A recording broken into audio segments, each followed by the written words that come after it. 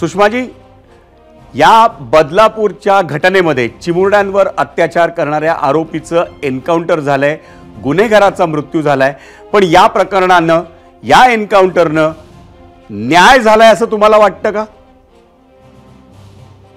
एक लक्षात घ्या, ज्या अक्षय शिंदेचा एन्काउंटर झाला आहे तो अक्षय शिंदे कुणी महात्मा महापुरुष नाही, तो कुणी सोज्वळ निरपराध निर्दोष जीव नाही, तो एक गुन्हेगार आहे आणि विकृत गुन्हेगार आहे.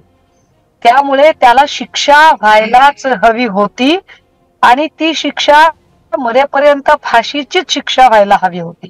परंतु ही शिक्षा देण्यासाठी या देशामध्ये संविधानिक चौकटीतला कायदा अस्तित्वात आहे. ती कायद्याची प्रक्रिया आपल्याला फॉलो करायला हवी.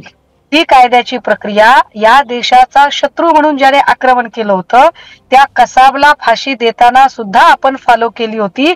कृपया हे जरा नीट आधी समजून घ्या.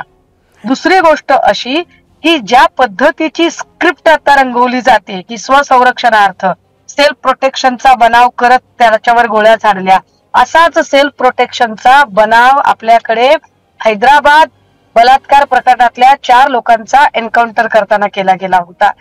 त्यामुळे आता पुन्हा सेल्फ प्रोटेक्शनचा बनाव करणं, बरं सांगतंय कोण? तर ज्यांनी गोळ्या झाडल्या तेच पोलीस सांगतायत. प्रत्यक्षदर्शी पोलिसांच्या व्यतिरिक्त कोणी आहे का? तर कुणीच नाहीये. या सगळ्या प्रकरणाने काही प्रश्न निर्माण होतात, ते फार महत्वाचे आहेत. 15 दिवस आधी अक्षय शिंदेच्या आईने आणि भावाने केलेलं स्टेटमेंट कृपया आपण जरा नीट पुन्हा एकदा बघा, समजून घ्या. त्यात ते सांगतात की आमचा मुलगा एकटा नव्हता, याच्या पाठीमागे अजून खूप साऱ्या गोष्टी होत्या, कृपया त्याचा तपास झाला पाहिजे, जो झाला नाही. पोलिसांचा तपास पहिल्या दिवसापासून संशयास्पद रीतीने चालू होता आणि तो संशयास्पद रीतीने तो तपास पूर्ण केला गेला नाही. तिसरी गोष्ट, या बदलापूरच्या शाळेशी संबंध असणारा आपटे, हा आपटे अजूनही फरार आहे, त्याला अटक झाली नाही.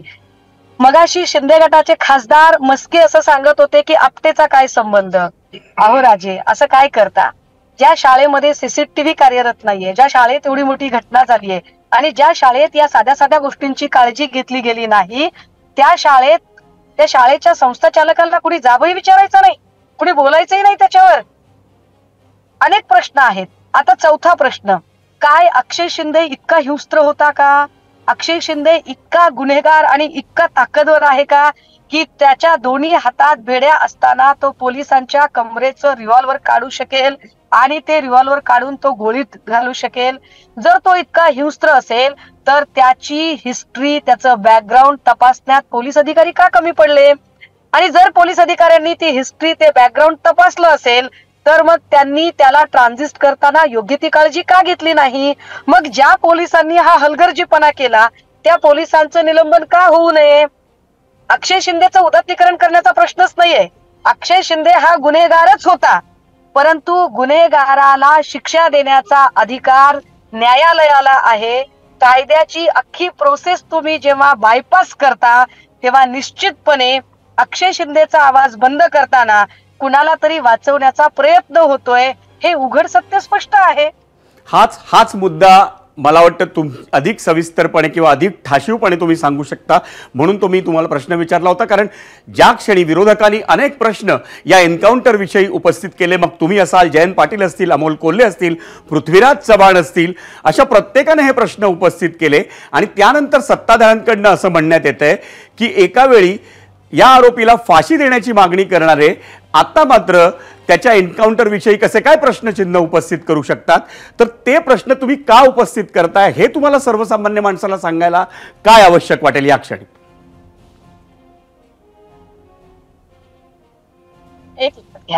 मी कॉप्या करून पास झालेली नाही.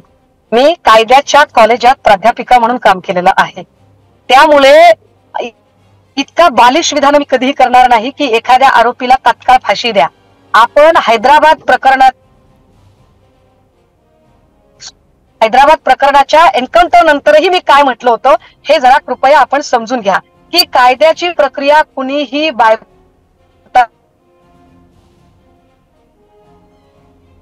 मेल्याचे दुःख नसते, कायदा सोकावतोय हे नीट समजून घ्या. माझं असं म्हणणं आहे की अक्षय शिंदेला शिक्षा व्हायलाच पाहिजे, व्हायलाच हवी होती. पण तुम्ही अक्षय शिंदेचा ज्या तडकाफडकी एन्काउंटर केलेला आहे आणि त्याचा बनाव सेल्फ प्रोटेक्शनचा दाखवलाय, त्यामुळे त्याच्या इर्द गिर्द असणारे, त्याच्या अवतीभोवती असणारे जे अनेक धागेदोरे असू शकतात, कदाचित अजून किती मुलींचं शोषण झालंय आपल्याला माहित नाही, अशा किती घटना घडल्या माहित नाही, तर त्या सगळ्यांशी संबंधित आणि शाळा प्रशासनावर अजून काहीच कारवाई झालेली नाही, तर या सगळ्या लोकांना वाचवण्याचा प्रयत्न होतोय का, हा साधा प्रश्न आहे. मी वारंवार म्हणते की अक्षय शिंदे कुणी महात्मा महापुरुष नाही, त्याला मरेपर्यंत अशीच व्हायला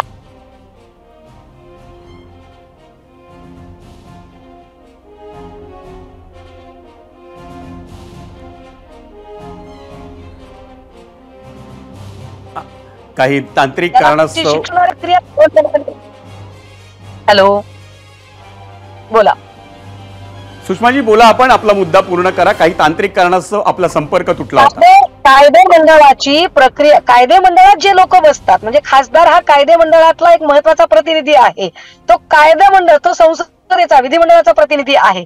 जे आमदार किंवा खासदार बोलताय शिंदे गटाकडून, मला त्यांच्या बुद्धीचं कौतुक करावं असं वाटतंय की अहो तुम्ही कायदे मंडळात बसताय, तुम्हाला कायद्याचे जरा पण चाड वाटत नाही, कायद्याचं महत्व वाटत नाही, याला वेगळा रंग द्यायचं काही कारण नाही की अरे कोणीतरी अक्षय शिंदेला वाचवतंय का. अजिबात नाही, अक्षय शिंदेला वाचवायचं काही कारणच नाही. त्याला वाचवायचं असतं तर 7 तास आम्ही डोक्यावर ऊन घेतलं नसतं. पण साहेब हे समजून घ्या की वामन म्हात्रेच्या अटकेसाठी 7 तास आम्हाला आंदोलन करावं लागतं. त्या वामन म्हात्रेला 3 तासाच्या जमानत होते. हे फार विशेष आहे. पोलिसांचा पहिल्या दिवसापासूनचा तपास अत्यंत संशयास्पद आहे. पोलिसांनी सीसीटीव्ही फुटेज सगळे कसे काय गायब झाले त्याचं उत्तर अजूनही समाधानकारक दिलेलं नाहीये.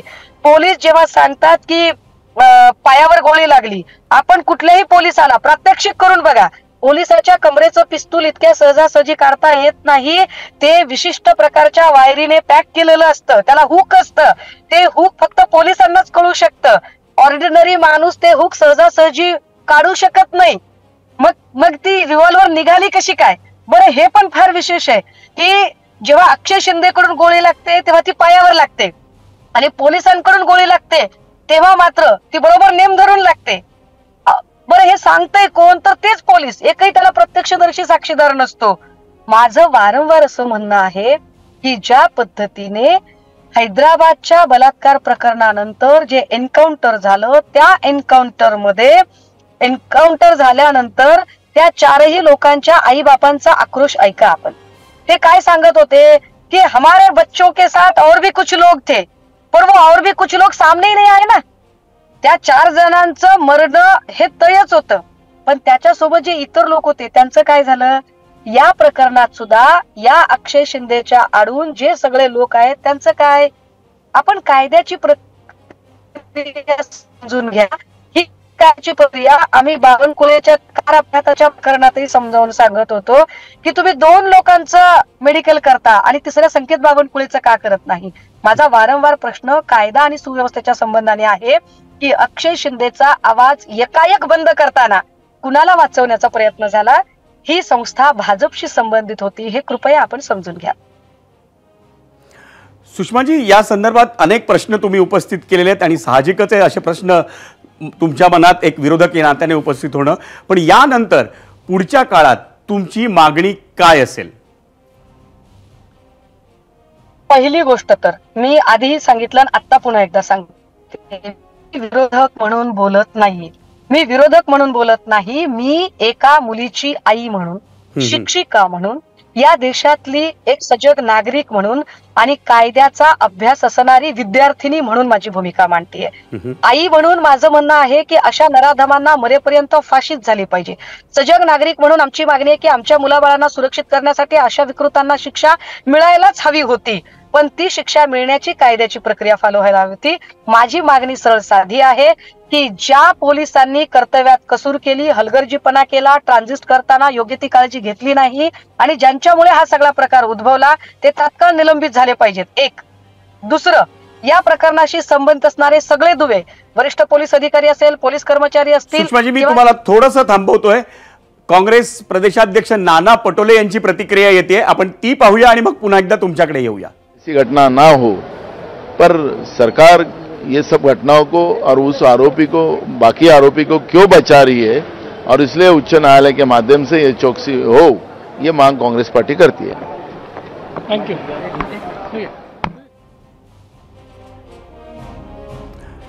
सुषमाजी, तुमचा मुद्दा पूर्ण करा। नाना पटोलेंची प्रतिक्रिया झाली। हा होता की या सगळ्या प्रकरणामध्ये ज्यांनी ज्यांनी हलगर्जीपणा केला त्या पोलीस कर्मचाऱ्यांचं तात्काळ निलंबन व्हायला हवं। ज्या वरिष्ठ पोलीस अधिकाऱ्यांनी ही काळजी घेतली नाही आणि या शाळा प्रशासनाशीही संबंध असणारे लोक, या सगळ्यांची नार्को टेस्ट व्हायला हवी। तिसरं, याचा तपास सीबीआय पद्धतीने झाला पाहिजे।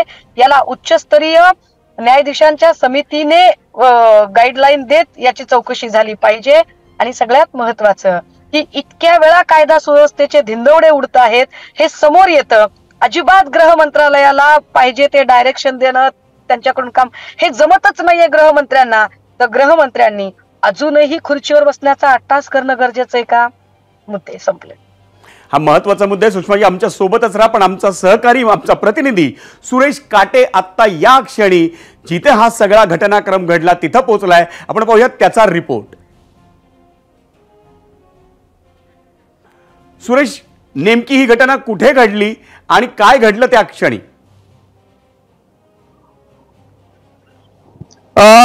विजय सर, आता आपण मुंब्र्यातील वाय जंक्शन या पॉइंट वरती आहोत। याच ठिकाणावरून अक्षय शिंदे जो आहे आरोपी, त्याला पोलीस घेऊन जात असताना या ठिकाणी ही घटना घडल्याची माहिती आपल्याला मिळालेली आहे। हा वाय जंक्शन आहे, जसं जर आपण दाखवण्याचा प्रेक्षकांना प्रयत्न करूया, हा या ठिकाणी जर पाहिलं तर असा कॉर्नर आहे, हा वाय जंक्शन म्हणून पॉइंट आहे। आणि या ठिकाणावरून पोलीस त्याला घेऊन जात असताना अक्षय याने त्याच्या पोलिसांकडून बंदूक हिसकावली आणि पोलिसांवरती गोळ्या घालण्याचा प्रयत्न केला। त्यावेळी पोलिसांनी स्वसंरक्षणासाठी देखील त्याच्यावरती गोळ्या झाडल्याची माहिती आपल्याला प्राथमिक मिळत आहे।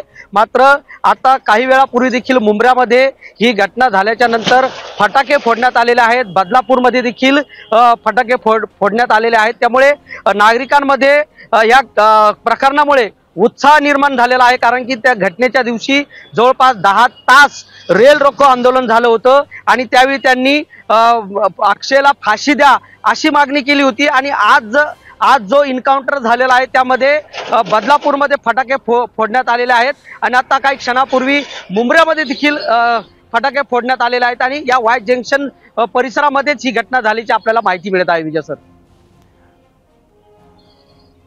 तू आपल्या सोबतच राहा। मी पुन्हा एकदा जातोय शिवसेनेच्या उपनेत्या सुषमा अंधारे यांच्याकडे। सुषमाजी, माझा आवाज पोहोचतोय तुमच्यापर्यंत?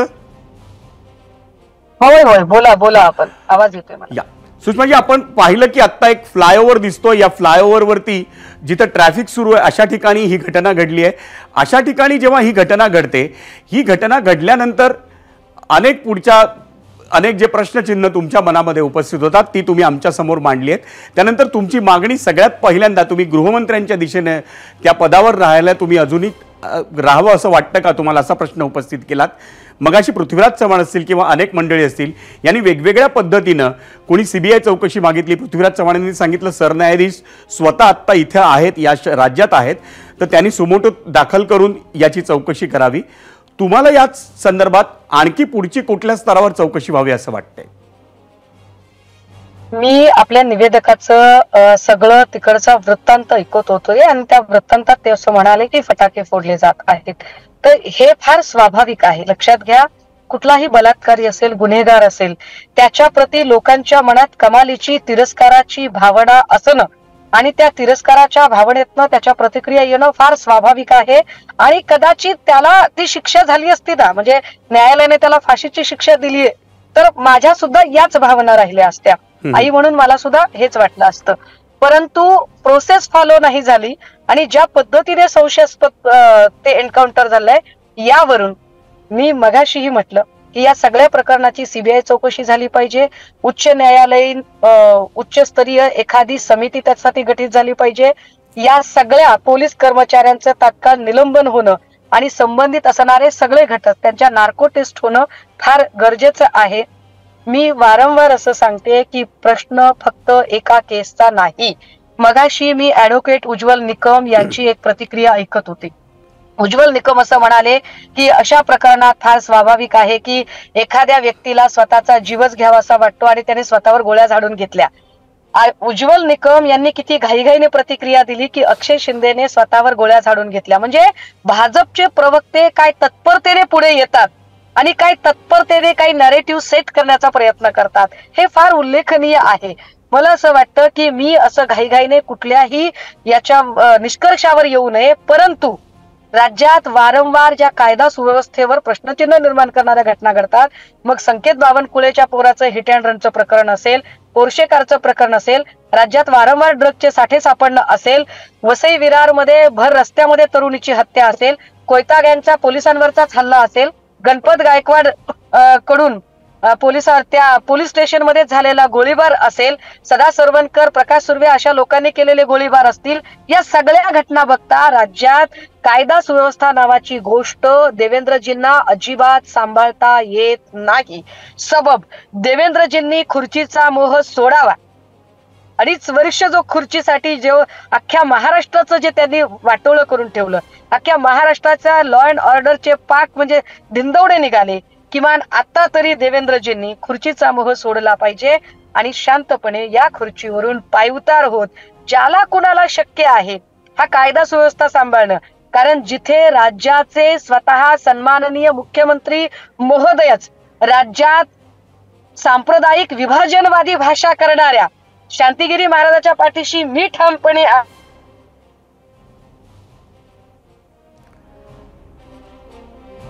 आपला संपर्क हे राज्य अशांत करण्यासाठी किती ताकदीनं प्रयत्न करत आहेत हे आपल्या लक्षात येईल. आणि म्हणून आमची विनंती असेल की देवेंद्रजी कृपया महाराष्ट्रावर उपकार करा. देवेंद्रजी कृपया महाराष्ट्रात कायदा सुव्यवस्था नांदण्यासाठी तरी लेकीबाळींच्या सुरक्षेसाठी आणि महाराष्ट्राच्या सुरक्षिततेसाठी कृपया राजीनामा द्या. कृपया मेहरबानी करा आणि राजीनामा द्या. धन्यवाद सुषमाजी या सविस्तर प्रतिक्रियेबद्दल ज्या आपण एबीपी माझाशी संवाद साधताना व्यक्त केली. एबीपी माझा, उघडा डोळे बघा नीट.